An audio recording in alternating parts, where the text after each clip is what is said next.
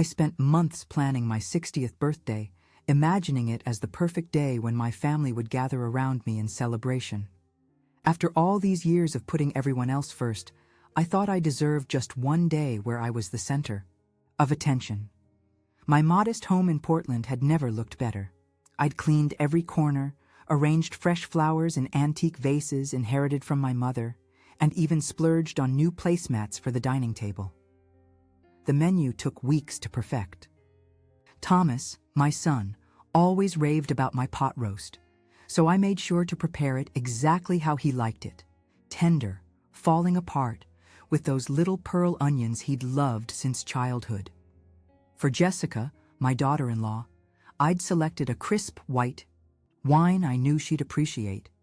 The grandkids would have their favorite mac and cheese, and for everyone, a 3-tiered vanilla cake with buttercream frosting that had taken me 2 days to bake and decorate. As morning turned to afternoon, I kept glancing at the clock. They were supposed to arrive at 3. By 4, I was checking my phone for messages. By 5, I was standing at the window, watching cars drive past without slowing. The pot roast had long since been moved from the oven to a warming tray. The ice in the drinks had melted, leaving watery puddles around the glasses.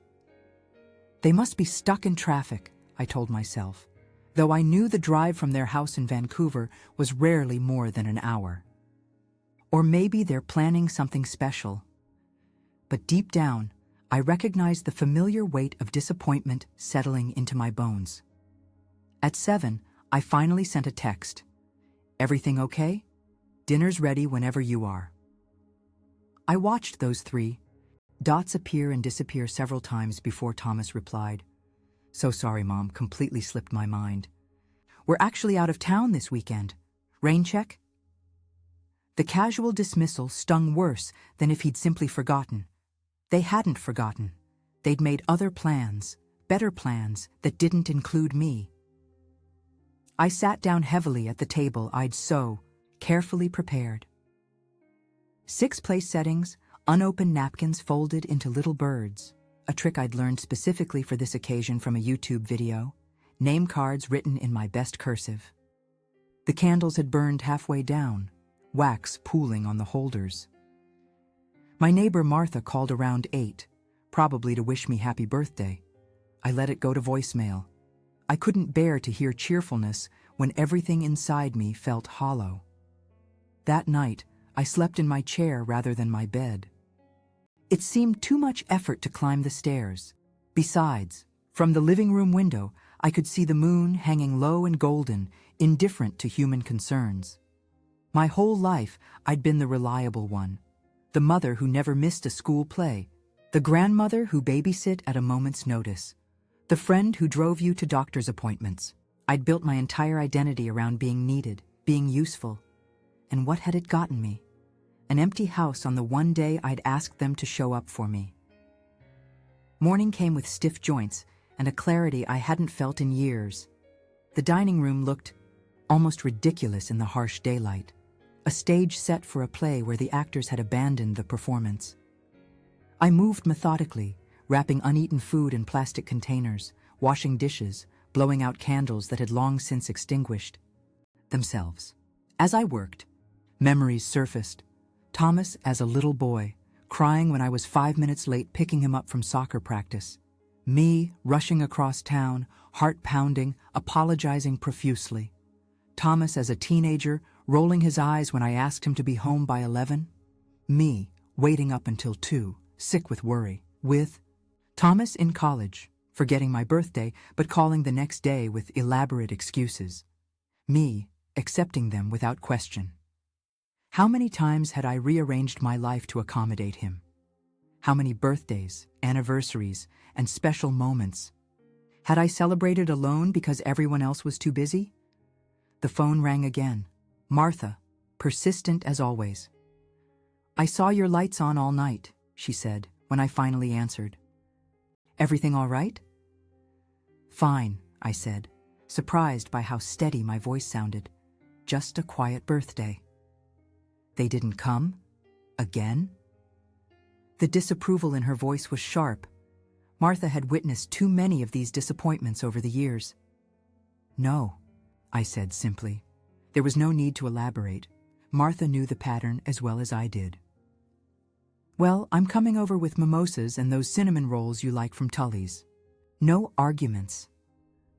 I almost refused out of habit, the instinct to retreat, to lick my wounds in private, but something stopped me. Maybe it was the decisive way Martha spoke, or maybe it was the realization that I was tired of being alone with my hurt. "I'd like that," I said instead. After hanging up, I stood in my kitchen, surrounded by the evidence of my abandoned celebration, and felt something shift inside me. The pain was still there, sharp and insistent, but alongside it was something new, a quiet, smoldering anger that felt almost like power. I had always been the forgiver, the one who understood, who made excuses for everyone else's behavior.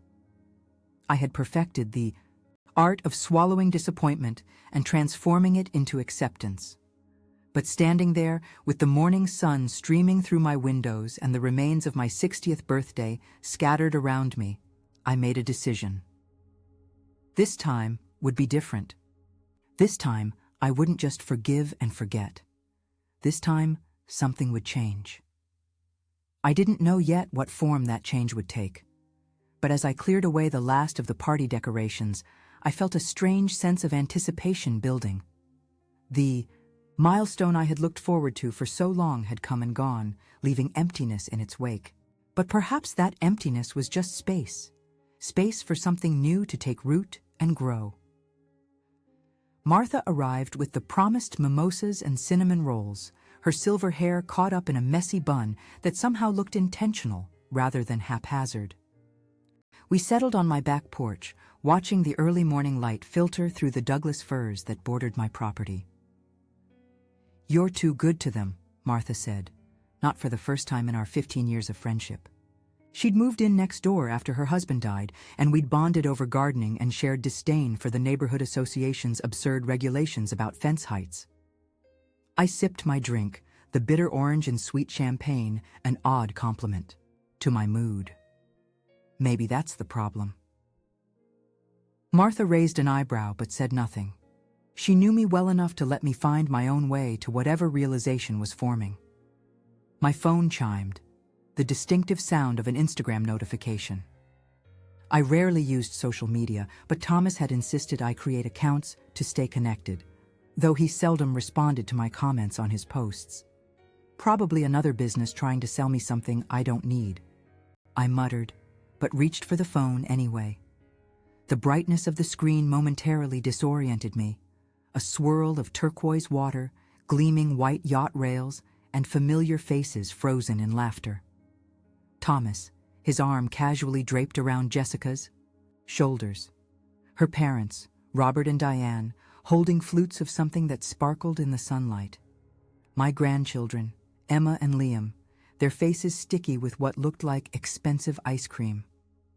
And there, at the edge of the frame, my daughter Olivia, who told me last week she couldn't visit because work was absolutely crazy right now. The caption read, "Surprise weekend getaway for Jessica's promotion. Jacques family time, Jacques blessed, Jaffor's luxury weekend." The timestamp showed it had been posted yesterday, during the hours I'd sat alone at my carefully set table. "Carol, what is it?" Martha leaned forward, concern etching lines around her eyes. I wordlessly handed her the phone. Her expression shifted from curiosity to outrage as she swiped through the series of photos. "Those little—" She caught herself, glancing at me. "I'm sorry, honey." The strange thing was, I didn't feel the crushing disappointment I'd expected. Instead, a cold clarity washed over me. "Don't be. At least now I know where I stand." "Which is nowhere, apparently," Martha said, her voice sharp, with indignation on my behalf. "A yacht? While you sat here alone on your 60th birthday? That's beyond thoughtless. It's cruel." I took the phone back, studying the images more carefully. The designer outfits, the obviously expensive champagne, the gleaming jewelry catching the Mediterranean sun. Where had the money come from? Thomas worked in software development, comfortable but not yacht chartering wealthy. Jessica had just been promoted at her law firm, true, but they had a mortgage on that oversized house in Vancouver, 2-car, payments, and the children's private school tuition. A memory surfaced. Thomas calling 3 months ago, asking if he could temporarily access the joint account we'd maintained since his father died. Just until some investments mature, he'd explained. Nothing to worry about. I'd given him the password without hesitation. I'd always given Thomas everything he asked for. I need to check something, I said to Martha, standing abruptly. In my home office, I logged into my banking portal.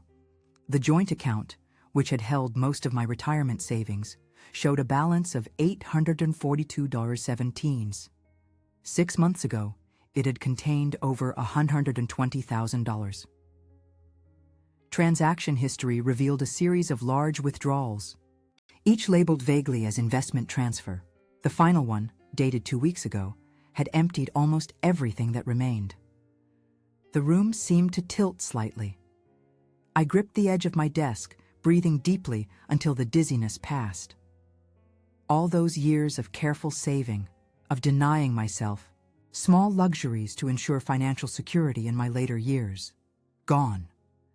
Spent apparently on champagne and sunshine for everyone but me.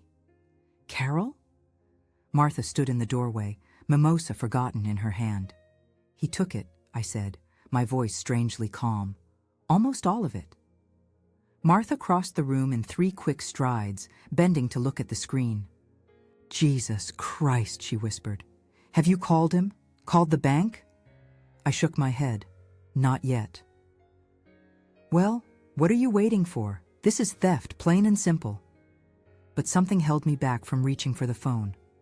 The hurt was transforming, now crystallizing into something harder and more defined. Thomas had betrayed me twice, first with his absence, and now with this discovery.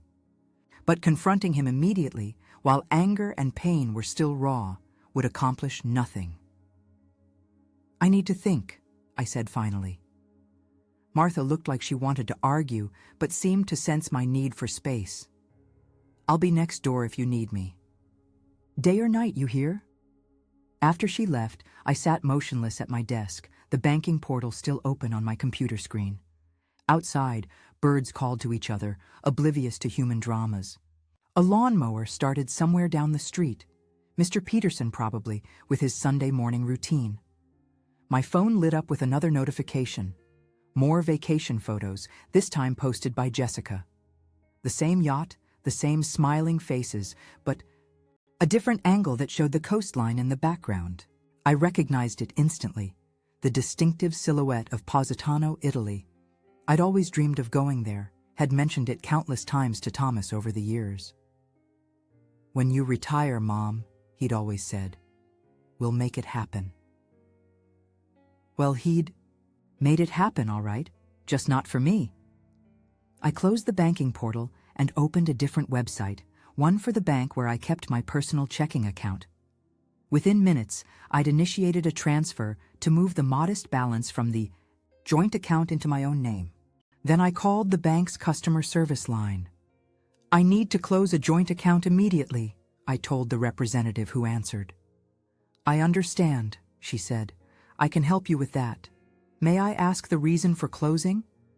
I paused, considering how much to reveal. Unauthorized withdrawals by the other account holder, I said finally.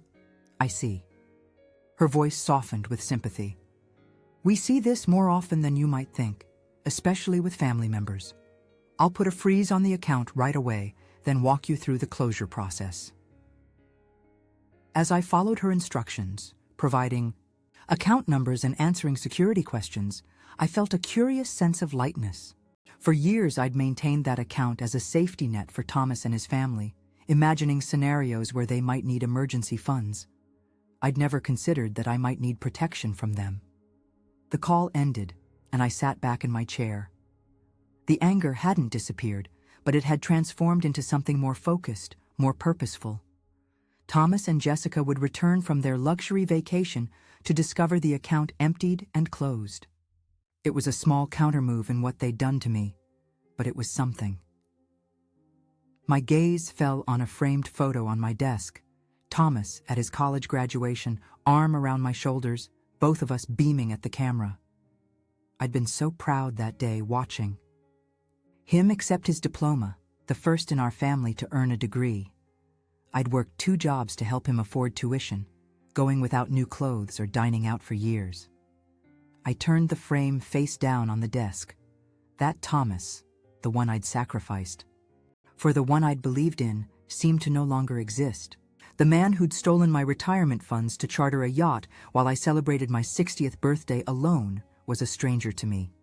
And strangers, I decided, weren't entitled to my forgiveness.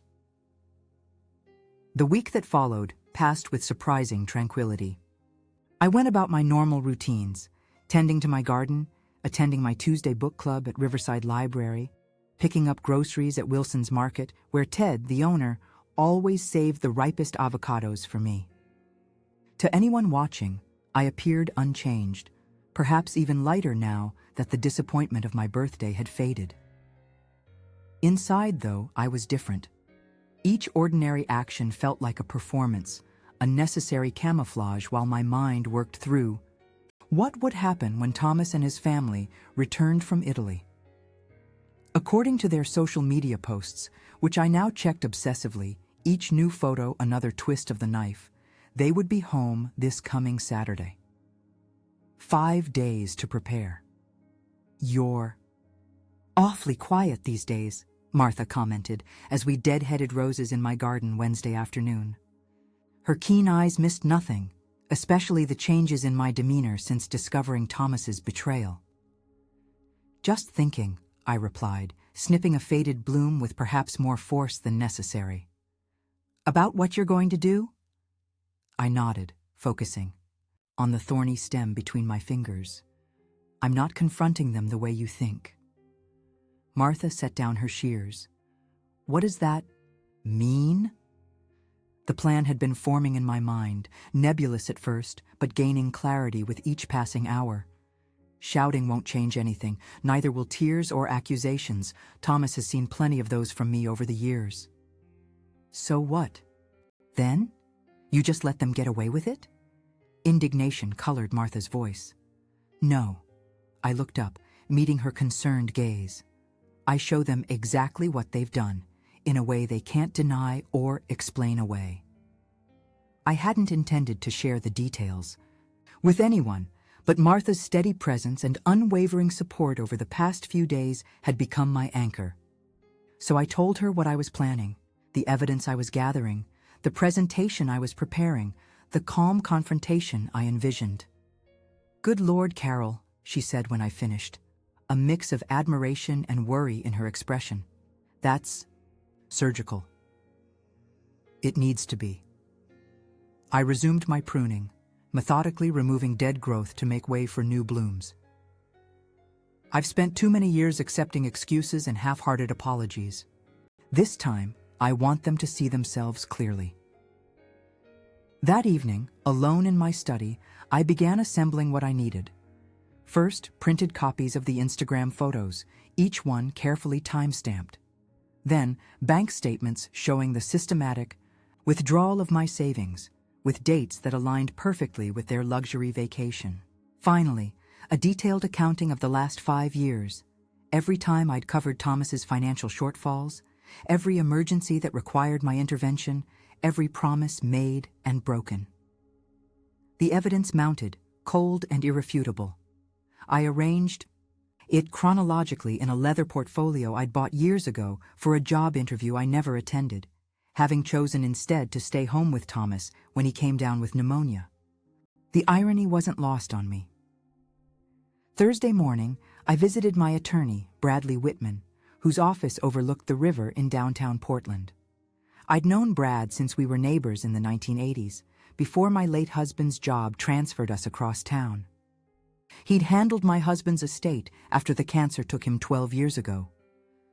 "This is quite a situation, Carol," Brad said, reviewing the documents I'd brought. His silver-rimmed glasses sat low on his nose, giving him an owlish appearance. Legally speaking, Thomas had access to that joint account, so technically it wasn't theft. "I'm aware," I said. "I'm not here to press charges. I'm here to protect what remains." Brad nodded, understanding what I wasn't explicitly saying. We spent the next hour revising my will and establishing a revocable trust for my remaining assets, my house, my personal savings, and a small inheritance from my sister that Thomas didn't know about. By the time I left Brad's office, Thomas and Jessica were no longer beneficiaries of anything I owned. "Are you sure about this?" Brad asked as he walked me to the elevator. "Family estrangements can be very painful." "The estrangement already happened," I replied. "I'm just acknowledging it." Friday dawned clear and warm, the kind of early summer day that usually lifted my spirits. I spent the morning in my kitchen baking a lemon pound cake, Thomas's favorite since childhood. The familiar motions of measuring, mixing, and folding gave my hands something to do, while my mind continued to refine my approach. The cake cooled on the counter, filling the house with a citrusy fragrance that triggered a cascade of memories. Thomas's 5th birthday, when he'd requested this same cake, his high school graduation party. The day he introduced me to Jessica, both of them nervous and eager for my approval, which I'd given without reservation. I wrapped the cake carefully and placed it in a decorative tin. Not as a peace offering, but as a reminder of the mother I had always been. Attentive, generous, forgiving to a fault. The contrast between that woman and the one they would meet tomorrow was part of the message I intended to deliver. Late that afternoon, I drove to Riverview Community Center for my weekly pottery class. I'd started it 3 months ago, seeking something that was just for me after decades of organizing my life around others' needs. My creations were still lopsided and amateur, but I found unexpected satisfaction in the feel of clay taking shape beneath my fingers. "You seem different today, Carol," observed Elaine, a retired nurse who sat across from me at the pottery wheel. "More focused." I smiled, smoothing the rim of what might eventually become a serviceable bowl. "I'm making some changes in my life." "Good changes, I hope?" I considered the question. Necessary ones. That night, I slept better than I had in weeks, waking just once around 3 in the morning. The house was quiet, except for the gentle tick of the grandfather clock in the hallway, a wedding gift from my parents, now almost 40 years old. I padded downstairs in my slippers, made a cup of chamomile tea, and sat in the living room watching moonlight cast shadows through the curtains. Tomorrow, Thomas and his family would return, expecting everything to be as they'd left it, me waiting patiently for whatever scraps of attention they deigned to offer. The mother and grandmother who would smooth over their absence from my birthday, accept whatever flimsy excuse they provided, and continue to make myself available whenever they needed something. Instead, they would find someone new. Someone who valued herself enough to demand respect, who recognized manipulation for what it was, who no longer confused love with submission. I sipped my tea, feeling surprisingly peaceful. Whatever happened tomorrow, I would face it with clarity and purpose. The hurt remained, a dull ache beneath my breastbone, but it no longer controlled me. I had transformed it into something useful, a catalyst for long overdue change. Saturday morning arrived with gentle rain tapping against the windows. I dressed with unusual care, choosing a blue dress I'd bought years ago but rarely worn, feeling it was too bold for everyday use. Today seemed the perfect occasion for boldness. The leather portfolio sat on my coffee table, its contents arranged with the precision of a prosecutor building a case. Beside it, the cake tin waited, a sweet counterpoint to the bitter truths it accompanied. My phone chimed with a text from Thomas, landing at PDX now. Be home in about an hour. Can we stop by around 2? I typed a simple reply. I'll be here. Then I moved to the kitchen to prepare coffee, arranging cups and saucers on a tray with the mechanical precision of someone setting a stage. Through the window, I watched raindrops collect on the leaves of my maple tree, trembling for a moment before falling to the earth below. The clock in the hallway struck noon, its resonant chime filling the house. 2 hours until they arrived, 2 hours until everything changed. I returned to the living room and sat in my favorite chair, the portfolio within easy reach. Outside, the rain continued to fall, washing everything clean. The doorbell rang at precisely 2 o'clock. I took a deep breath, smoothed my dress, and moved unhurriedly to answer it. Through the beveled glass panels, I could see their distorted shapes. Thomas tall and lanky like his father, Jessica's blonde head turned towards something beyond my view, probably the children. I opened the door to sun-kissed faces and the lingering scent of expensive perfume. Thomas leaned in to kiss my cheek, a gesture that felt hollow after everything I'd discovered. "Mom, you look great," he said, his eyes barely meeting mine before sliding away. "Sorry we missed your birthday. The trip was a last-minute thing for Jessica's promotion." Jessica stepped forward, designer sunglasses pushed up into her hair, a small gift bag dangling from her manicured fingers. "We brought you something from Italy," she said, her voice bright with practiced charm. "A little peace offering." The children hung back, Emma absorbed in her phone, Liam fidgeting with what looked like a new handheld game console. Neither looked up. "Come in," I said, my voice pleasantly neutral. "I've made coffee." They followed me into the living room, Jessica commenting on the new throw pillows I'd added to the couch last month. Thomas immediately checked his watch, a habit he'd developed in recent years, as if every minute spent in my company needed careful monitoring. "I made lemon pound cake," I said, gesturing to the tin on the coffee table. "Oh, Mom, you shouldn't have," Jessica said with a laugh that suggested she found my effort quaint. "We're still stuffed from all the amazing food in Positano. The seafood there is just divine." I nodded, pouring coffee into cups without responding to the obvious opening for questions about their trip. The silence stretched just long enough to become uncomfortable before Thomas cleared his throat. "So, how was your birthday? Did you do anything special?" The question hung in the air, its irony either lost on him or deliberately ignored.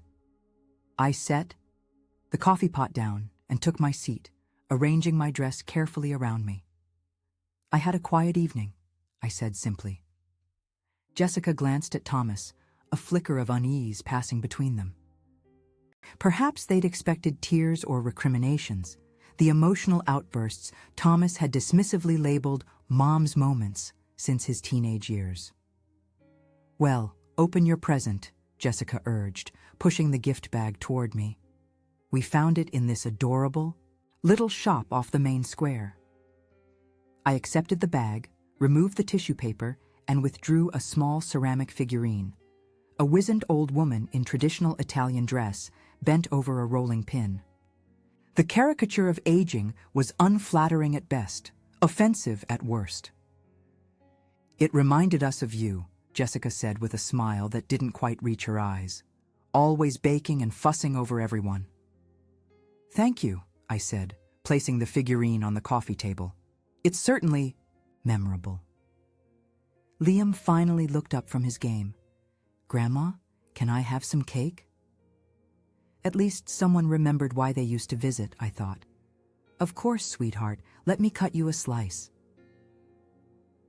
As I moved to the kitchen, I heard Jessica hiss something to Thomas, their voices too low to distinguish the words, but the tone unmistakably tense. When I returned with Liam's cake, they fell silent, plastering on smiles that seemed more grimace than greeting.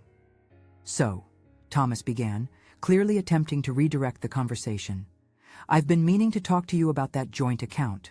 I noticed you closed it, and there it was, The real reason for their visit. Not to celebrate my birthday belatedly, not to reconnect after their vacation, but to inquire about the money. Yes, I said, settling back into my chair. I did. Thomas shifted uncomfortably. That was kind of abrupt, don't you think?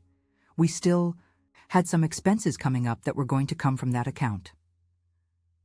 More expenses? I kept my voice level, genuinely curious about how he would justify further withdrawals after nearly emptying the account. What kind of expenses? Jessica jumped in, her smile now brittle. We're thinking of renovating the kitchen. Nothing major, just new countertops and maybe updating those awful cabinets. The casual way she dismissed needing more of my money, my retirement, my security, for their cosmetic home improvements ignited something in me. But instead of the familiar flash of hurt that would typically send me retreating into silence, I felt a cool resolve strengthen my spine. I see, I said, reaching for the leather portfolio on the coffee table. Before we discuss that, I have something for you both. Thomas raised an eyebrow, likely expecting another homemade gift, or perhaps a check to replace what they'd already spent. What's this? Consider it a birthday present to myself, I replied, handing him the portfolio. Open it. Thomas exchanged a puzzled glance with Jessica before unfastening the clasp. His expression shifted from confusion to wariness as he pulled out the first document, a printout of their vacation photos arranged chronologically with my birthday clearly marked in red on the date they'd posted champagne toasts from the yacht deck. Mom, I already said the trip was last minute, he began, a defensive edge creeping into his voice. Jessica's firm arranged it as part of her promotion package. We couldn't just... Keep looking, I interrupted quietly. Jessica leaned in, her carefully composed face tightening as Thomas revealed the bank statements. Each withdrawal was highlighted, with notations showing the correlation between the money leaving my account and their Mediterranean adventure. This isn't what it looks like, Thomas said, his voice rising slightly. Those transfers were for investments, like I told you. The trip was separate.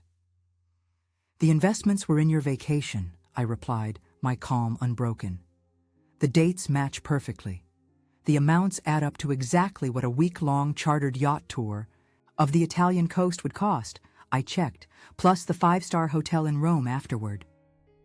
Emma looked up from her phone, suddenly interested in the adult conversation. What's going on? Jessica shot her a warning look. Nothing, honey. Grandma's just confused about some bank stuff. I'm not confused, Jessica, I said, addressing my daughter-in-law directly. I'm perfectly clear about what happened. You both decided my retirement savings would be better spent on your luxury vacation than preserved for its intended purpose. A vacation you took during my 60th birthday, after promising to be here. The room fell silent, except for the ticking of the grandfather clock.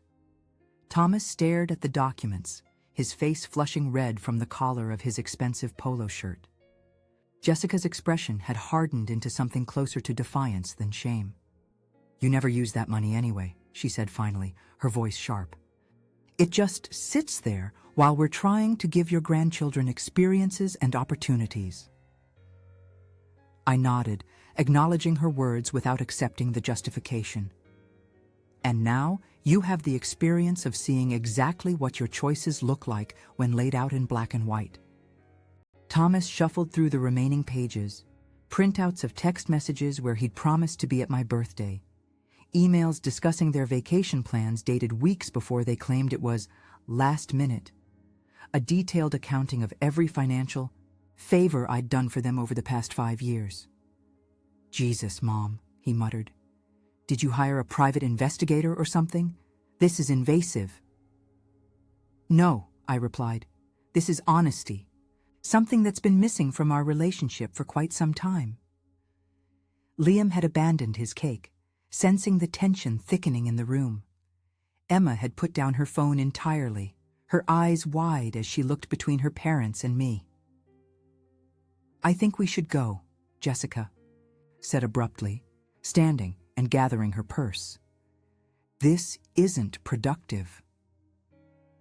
Thomas remained seated, still holding the portfolio, his expression unreadable. For a moment, I thought I glimpsed something like recognition in his eyes, an acknowledgement of what they'd done. But it vanished quickly, replaced by the defensive wall I'd become so familiar with over the years. "What exactly do you want from us, Mom?" he asked, his voice weary. "An apology? To pay you back? What?"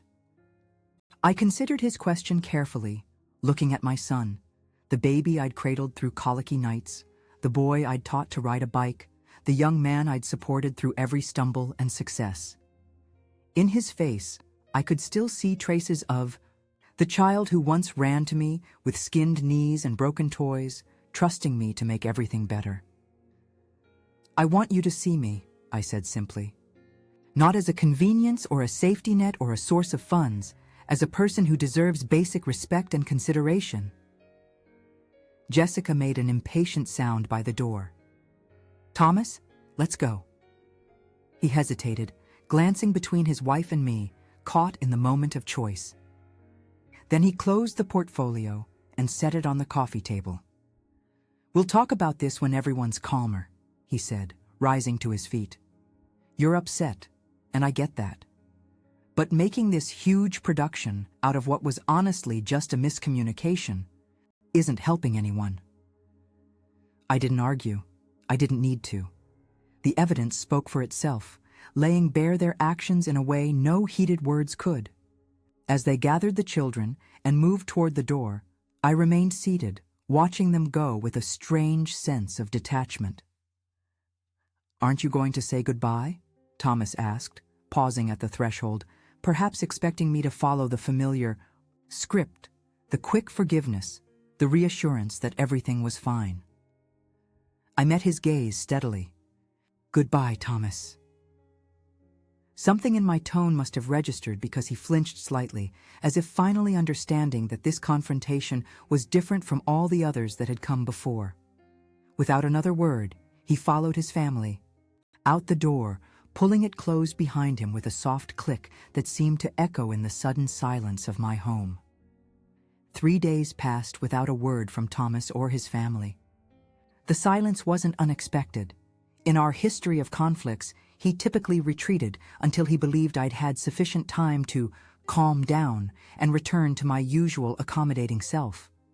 But this time, the quiet felt different. It wasn't charged with the anticipation of resolution. It was heavy with the weight of things that could never be unsaid or undone. On Wednesday morning, Martha stopped by with fresh blueberry muffins and curiosity she couldn't quite disguise as casual concern. "So?" she asked, settling at my kitchen table while I poured coffee. "Did they come by?" "Saturday afternoon," I confirmed, sliding a mug toward her. "It went exactly as I expected." "Which means?" Thomas denied everything. Jessica was defensive, and they left angry when I wouldn't accept their excuses. Martha snorted. Predictable. She broke a muffin in half, steam rising from its center. "What happens now?" I'd been asking myself the same question. The confrontation had provided a strange kind of closure. I'd said my piece, shown them the truth of their actions, and refused to follow the familiar pattern of forgiveness without accountability. But it had also created a vacuum where our relationship used to be, however flawed that relationship had become. "I don't know," I admitted. "I suppose that depends on them." As if summoned by our conversation, my phone buzzed with a text from Thomas. "Can we talk? Alone?" I showed the message to Martha, who raised an eyebrow. "Are you going to see him?" "Yes," I said after a moment, "but not alone, and not here." I suggested meeting Thomas at Riverside Park, a public place where any potential confrontation would need to remain civilized. He agreed, and we set a time for that afternoon. Martha looked worried as she prepared to leave. "Do you want me to come with you?" I shook my head. "This is something I need to handle myself."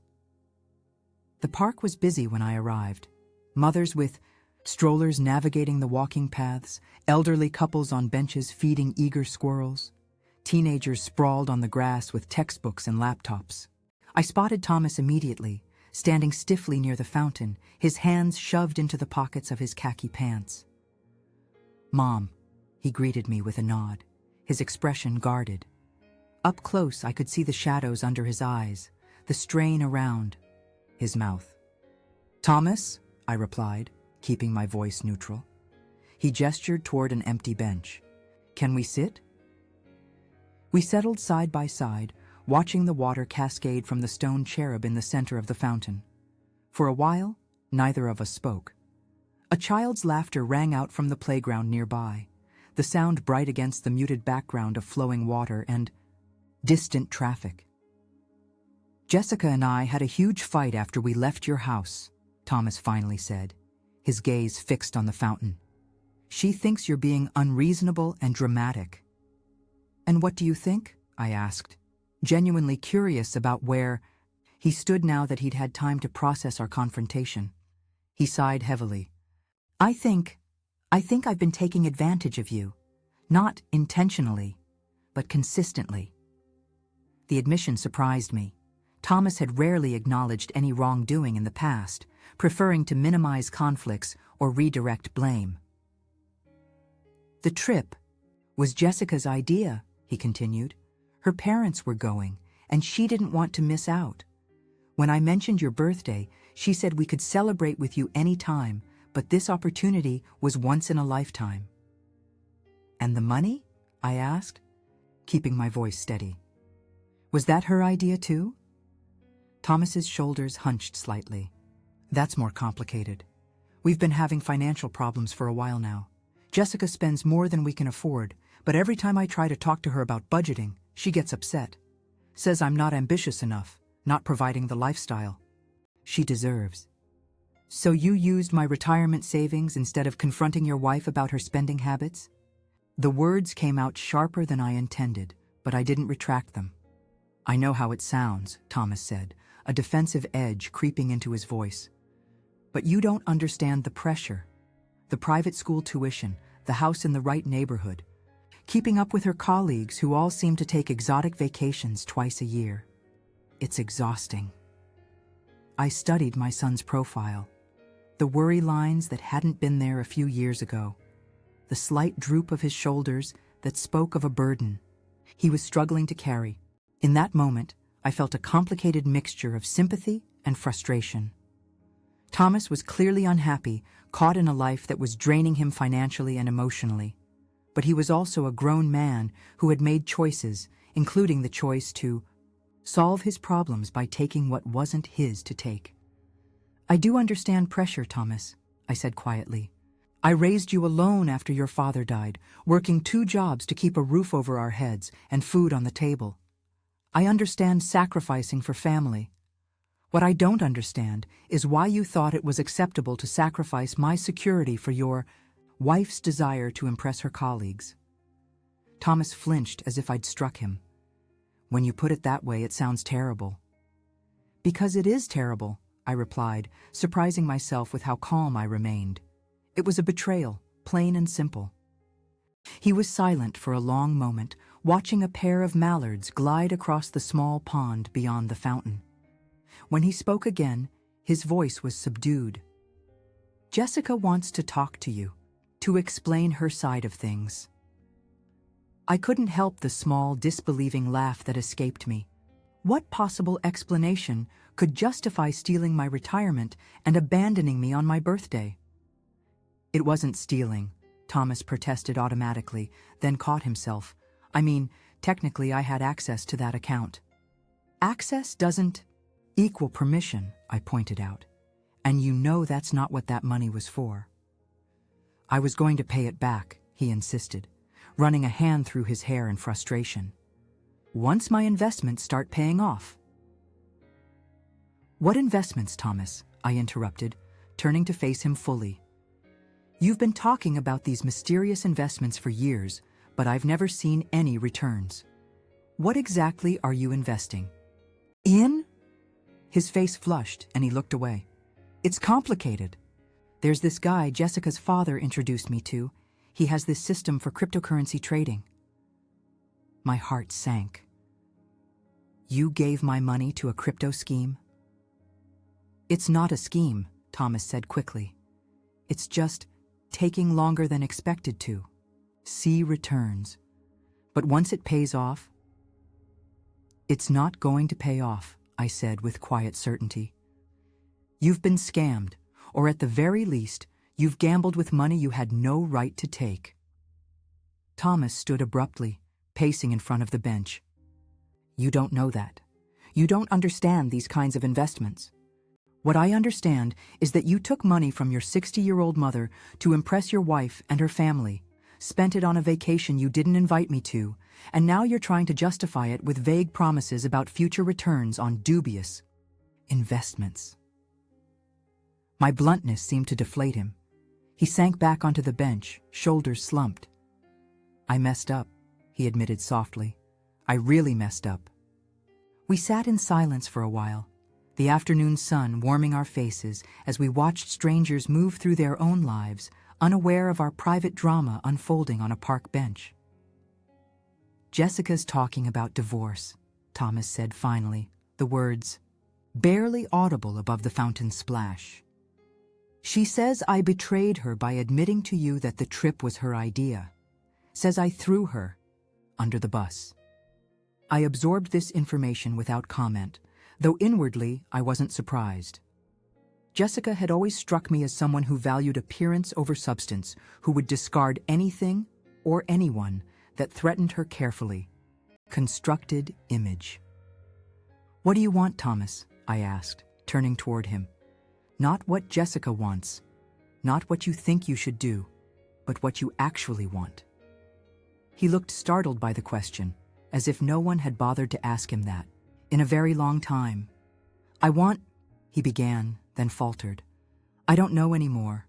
I feel trapped, in debt, in a marriage that seems to revolve around spending money we don't have, in a life that looks perfect on Instagram but feels hollow.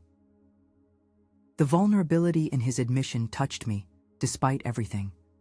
This was my son, lost and struggling, even if his choices had hurt me deeply. You need to figure that out, I said gently but firmly. And you need to do it without using me as a safety net or an ATM. Are you saying you won't help me? There was a note of panic in his voice that suggested he'd been counting on my forgiveness, on my continued financial support. I'm saying, I can't help you in the ways I have before, I clarified. I won't give you more money to throw into bad investments or to fund a lifestyle you can't afford. That's not helping, it's enabling. Then what? I'll support you emotionally if you decide to make real changes, I continued. I'll be here. To talk, to listen. I'll even help you find financial counseling if that's what you need. But our relationship can't continue the way it has been. Thomas was quiet for a long moment, digesting my words. When he looked up, there were tears in his eyes, something I hadn't seen since he was a teenager. I'm sorry, Mom, he said, his voice thick. I'm really sorry. For the first time in our conversation, his apology felt genuine, not a perfunctory statement designed to smooth things over, but a real acknowledgement of the pain he'd caused. I know, I said softly. Can you forgive me? He asked, an echo of the little boy who'd once broken my favorite vase and stood teary-eyed amid the shards. I considered his question carefully, aware that my answer would shape whatever came next between us. Forgiveness isn't something I can just hand over right now, I said honestly. It's a process, and it depends on actions, not just words. Show me you're changing, and we can rebuild trust over time. He nodded slowly, acceptance and disappointment mingling in his expression. I understand. As we sat there on that park bench, the late afternoon sun casting long shadows across the grass, I felt something shift between us. The old dynamic, where I sacrificed and Thomas took, had been irrevocably broken. What would replace it remained, to be seen, but for the first time in years, I felt hopeful that whatever came next might be healthier for both of us. "I should get going," Thomas said eventually, checking his watch out of habit. "Jessica's expecting me back for dinner." I nodded, rising from the bench. "Take care of yourself, Thomas." He hesitated, then stepped forward and embraced me briefly. "You too, Mom." I watched him walk away, his figure growing smaller as he moved toward the parking lot. The weight I'd been carrying since my birthday hadn't disappeared entirely, but it had transformed into something different, no longer a burden of hurt and betrayal, but the sobering knowledge that some relationships can only heal when both parties are willing to change. Summer faded into fall, the maple tree in my yard transforming from deep green to brilliant orange before shedding its leaves entirely. My life settled into new rhythms: pottery class on Wednesdays, volunteer work at Powell's Books downtown on Friday afternoons, and Sunday brunches with Martha and a growing circle of friends I'd either reconnected with or newly discovered. Thomas called occasionally. Our conversations were different now, more tentative, but also more honest. He had moved out of the house in Vancouver, renting a modest apartment closer to his office in downtown Portland. The separation from Jessica was, according to him, a trial, but his voice contained more relief than regret when he spoke about it. "I've started seeing a financial counselor," he told me during one of our phone calls in late September. "It's pretty sobering to see everything laid out like that." "I imagine it would be," I replied, curled up in my reading chair with a cup of Earl Grey. Outside, rain tapped gently against the windows, the first real autumn shower of the season. "She says it'll take me at least 3 years to pay off the credit card debt," he continued, "longer for the second mortgage. I had no idea things had gotten so out of hand." I made a non-committal sound, encouraging him to continue without offering solutions or sympathy. This was part of our new dynamic. I listened, but I no longer rushed to fix his problems. "I'm starting to put together a plan to pay you back," he added. "It won't be fast, but I'm committed to it." "I appreciate that," I said sincerely. The money itself mattered less to me now than the acknowledgement of responsibility it represented. Our conversation shifted to other topics: a new project at his work, a book I'd been reading, the unseasonably warm weather we'd had until this week. When we hung up, I felt a quiet satisfaction. The relationship was healing, slowly but steadily, as Thomas took steps toward greater maturity and accountability. Jessica was another matter entirely. I hadn't spoken to her since that confrontation in my living room, though I'd heard plenty through the neighborhood grapevine. She'd moved in with her parents temporarily, telling anyone who would listen that Thomas had had some kind of breakdown and that I had turned against her out of misplaced loyalty to my son. The story shifted depending on her audience, but the core remained the same. She was the wronged party, the victim of circumstances beyond her control. Martha brought me these reports with indignation, expecting me to be equally outraged. But I found myself strangely unmoved by Jessica's attempts to rewrite history. "Aren't you angry?" Martha demanded one afternoon as we deadheaded the last of my summer roses, preparing the garden for winter dormancy. I considered the question, seriously, examining my feelings with the same careful attention I was giving to the rose bushes. "Not really," I said finally. Jessica's opinion of me stopped mattering the moment I saw those vacation photos. "But she's telling everyone you manipulated Thomas into leaving her." I shrugged, snipping a withered bloom and adding it to our collection basket. "People who know me won't believe that. People who don't know me aren't important to my life." Martha shook her head in amazement. "When did you get so zen about all this?" The question made me smile. "Somewhere between my 60th birthday and closing that joint account, I think." The truth was, the confrontation had freed me in ways I hadn't anticipated. Having finally stood up for myself, having named the betrayal and refused to accept excuses, I found myself less concerned with others' perceptions and more focused on rebuilding my life according to my own priorities. One of those priorities was my relationship with my grandchildren. Emma and Liam had been caught in the middle of their parents' separation, shuffled between Thomas's apartment and Jessica's temporary residence at her parents' lakeside home. I made a point of inviting them to visit me individually, creating space for each child away from the tension that now defined their family life. Liam, at 9, was mostly concerned with practical matters, whether he would still get Christmas, presents from both parents, if he could keep his gaming console at both houses, whether his soccer schedule would be affected. I reassured him as best I could and introduced him to my neighbor's dog, a golden retriever named Buddy, who quickly became the highlight of Liam's visits. Emma, at 15, was more perceptive and more deeply affected by the family fracture. During her first visit alone to my house, she sat silently at my kitchen table, picking at a plate of cookies without eating any. "I saw the portfolio," she said abruptly. "The one you showed Dad that day." I paused in the act of pouring her a glass of milk. "Did you?" She nodded, her eyes serious behind her trendy glasses. "Mom left it on the dining room table after they had a huge fight about it. I read everything." I set the milk carton down, uncertain how to respond. I hadn't intended for my grandchildren to see that evidence, to become aware of the adult complications that had led to their parents' separation. "I always knew Mom spent a lot of money," Emma continued, her voice surprisingly mature. "But I didn't know it was your money she was spending." "It's a complicated situation," I said carefully, not wanting to alienate Emma from either of her parents. "Not really," Emma replied with the clear-eyed perception of youth. "They took your money and went on vacation without you on your birthday. That's pretty straightforward." Despite the seriousness of the conversation, I had to suppress a smile at her blunt assessment. "Life is rarely straightforward, Emma.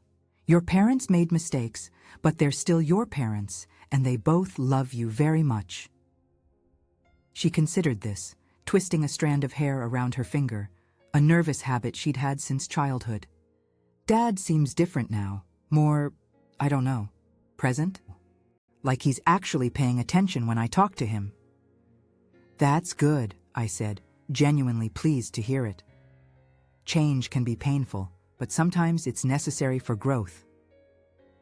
Emma rolled her eyes at the platitude, but there was a hint of a smile at the corners of her mouth. "You sound like my guidance counselor." After that, Emma began stopping by my house after school sometimes, ostensibly to use my kitchen for baking experiments. But I suspected she also appreciated the calm atmosphere compared to the emotional turbulence at both her parents' homes.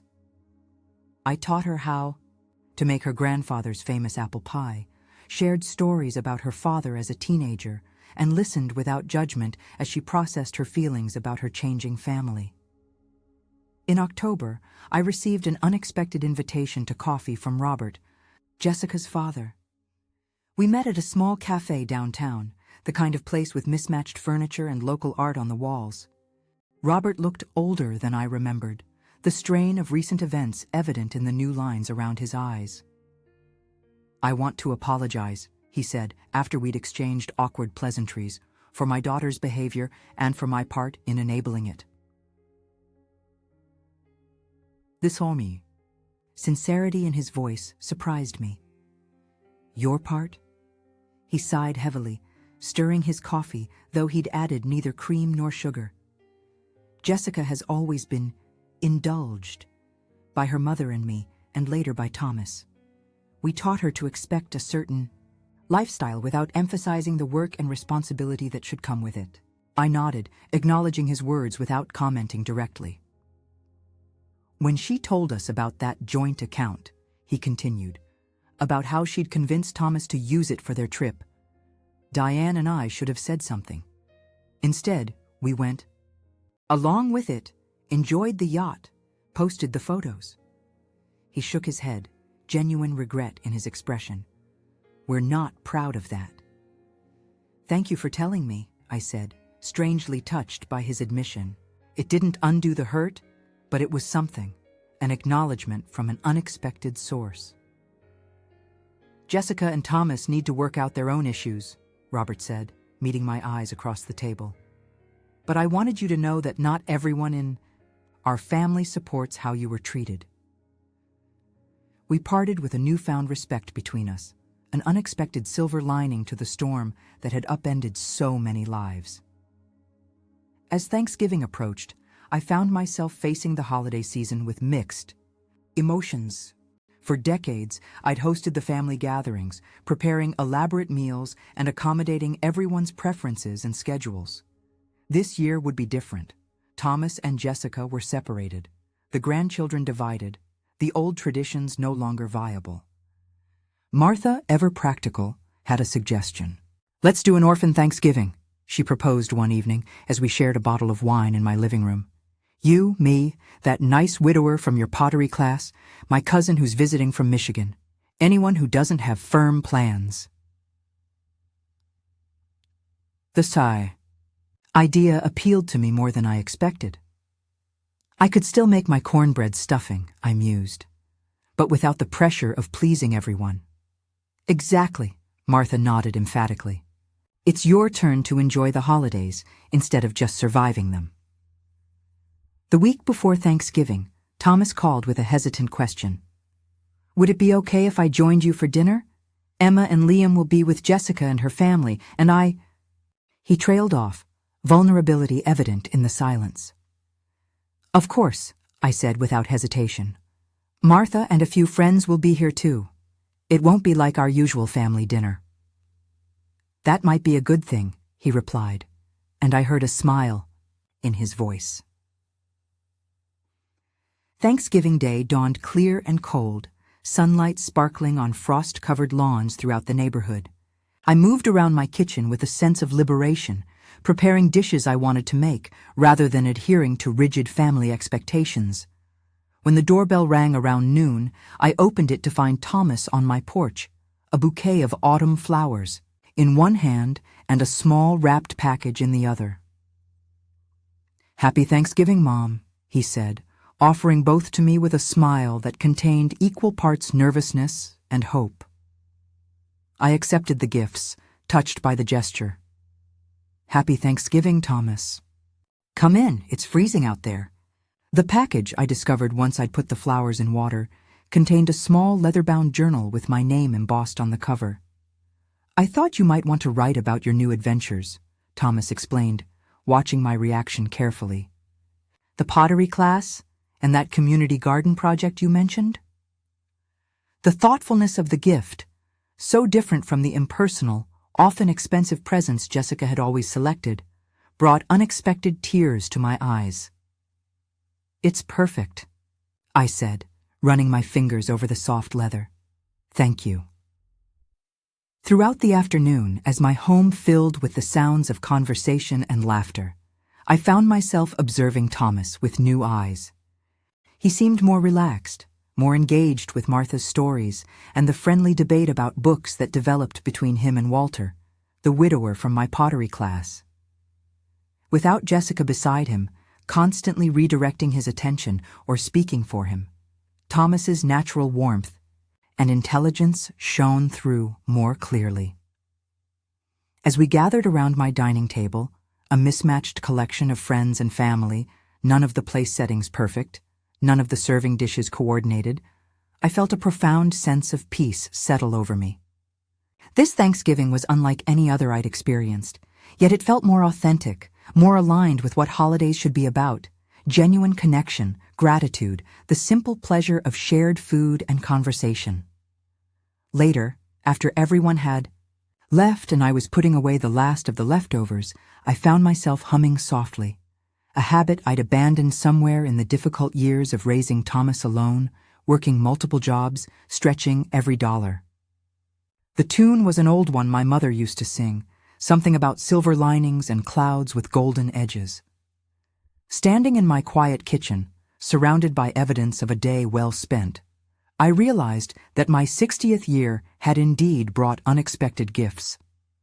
Not the ones I'd anticipated when planning my birthday celebration all those months ago, but perhaps the ones I truly needed, self-respect, boundaries, a willingness to prioritize my own well-being alongside others. The path forward wasn't entirely clear. Relationships damaged by betrayal don't heal overnight, and trust, once broken, rebuilds itself in small increments over time. But for the first time in years, I felt genuinely hopeful about what lay ahead. Not because everything had been resolved, it hadn't, but because I had finally recognized my own worth, my own right to be treated with respect and consideration. That recognition, I was discovering, was the most valuable gift of all, one that no one could take away, because I had given it to myself.